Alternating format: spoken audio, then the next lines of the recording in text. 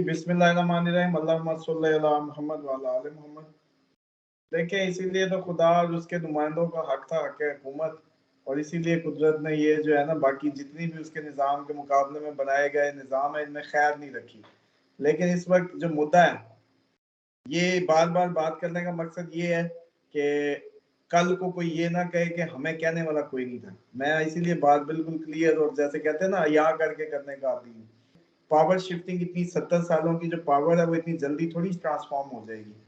बड़े बड़े बुत गिरेंगे, बड़े बड़े इस्तीफे आएंगे, बड़ी बड़ी मनाजिर आप देखेंगे, ऐसे नहीं होना ये सब, लेकिन ये अब होगा कि अवाम अपना जो है वो कर्ज अदा करेगी और अवाम जो है उसकी यूथ जो है जितनी सोशल मीडिया पे एक्टिव नजर आई है, क्या 8 फरवरी को उतनी ही एक्टिव नजर आएगी? जितने भी ये सारे हथकंडे इस्तेमाल किए गए पीटीआई का रास्ता रोकने के, इसने पीटीआई को इस सदी की पहली सबसे बड़ी और मजबूत जमहूरी जमात बनाने के लिए पुरजोर जैसे कहते किरदार अदा किया।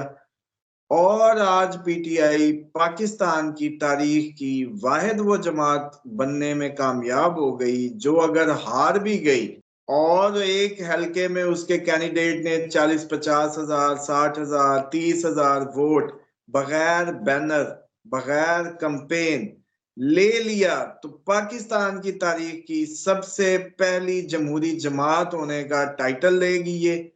और ये आने वाले टाइम में इस पूरी सदी में अगर ये जमहूरी निजाम रहा, जो कि मैं नहीं समझता रहेगा, लेकिन अगर रहा तो ये इस सदी की सबसे बड़ी मजबूत जमहूरी जमात होगी।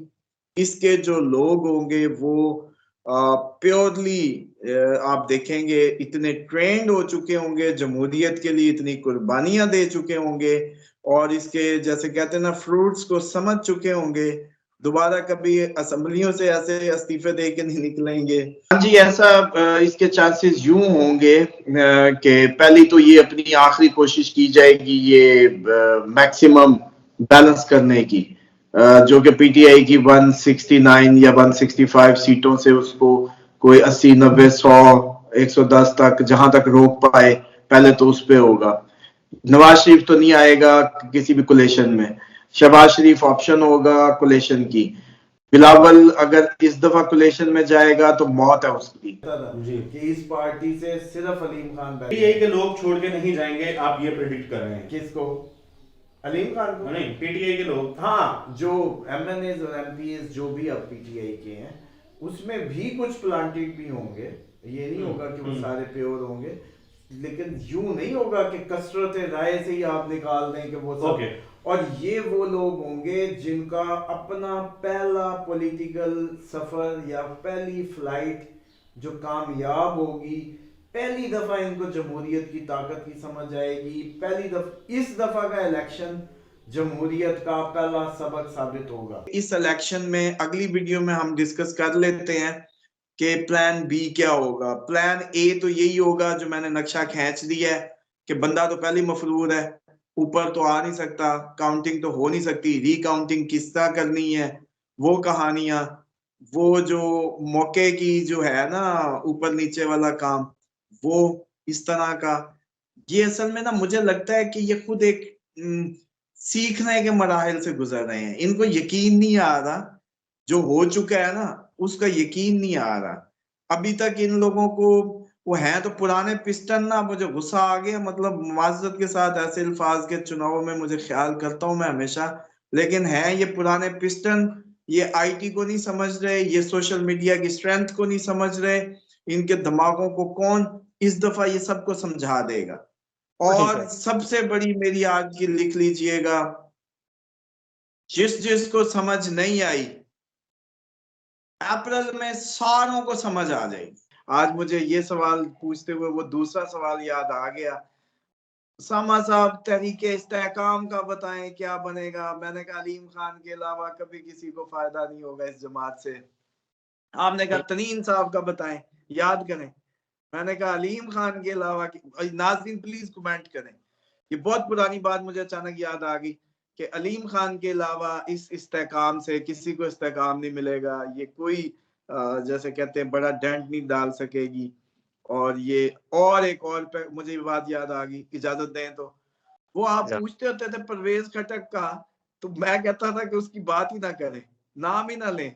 अब बताएं 25,000 बच्चे के मुकाबले में एक बच्चा खड़ा हुआ उसके मुकाबले में, और वो कहता था सूबा तो हमने बना के दिया खान को वजीर और मैं कहता था यार इसकी तो कबर है, खत्म कहानी। वही हुआ, 25,000 वोट लेके बैठा है, वो भी पता नहीं किस तरीके से। जो प्रेडिक्शन थी वो पूरी होगी, मैं तो समझ रहा हूँ कि ये पूरी हो चुकी है।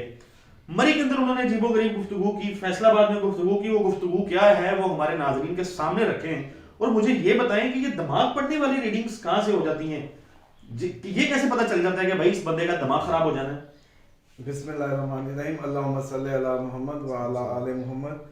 असद साहब, इसमें ना दिमाग का ये होता है कि कुछ हम जब राहु की कोई ऐसी एंगल्स देखते हैं जिससे हमें लगता है कि राहु एक्चुअली माना जाता है इल्यूजन का, फ्रस्ट्रेशन का, जैसे धोखे का, दिमाग को नजर कुछ आएगा हकीकत कुछ होगी, फैलने का, फैलाव का, इर्तिकाज का नहीं, बिखरने का।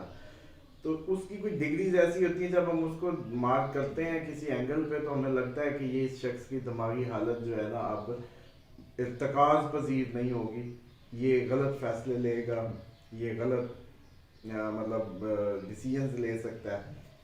जिस वजह से मैं आपको कह रहा था कि लक तो उनकी है, सितारे उनकी फेवर में ज़रूर हैं, लेकिन दिमाग ख़राब होने के चांस हैं, या कोई दिमागी तौर पे इतने अच्छे होने के वो नहीं है। गलतियां करेंगे, ब्लंडर्स मारेंगे और नाराज़ हो जाएंगे। इसी बुनियाद पे मैंने किया था कि एंड पे हो सकता है नाराज़ हो जाए।